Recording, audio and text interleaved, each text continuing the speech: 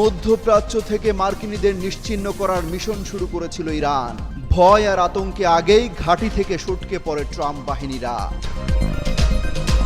প্রায় 2 সপ্তাহের সংঘাতের পর ইরান ও ইসরায়েলের মধ্যে যুদ্ধবিরতি শুরু হয়েছে। ইরান ও ইসরায়েলি সংবাদ মাধ্যমগুলো যুদ্ধবিরতি শুরুর বিষয়টি নিশ্চিত করেছে, তবে এর সময় ও শর্ত নিয়ে বিভ্রান্তি রয়ে গেছে।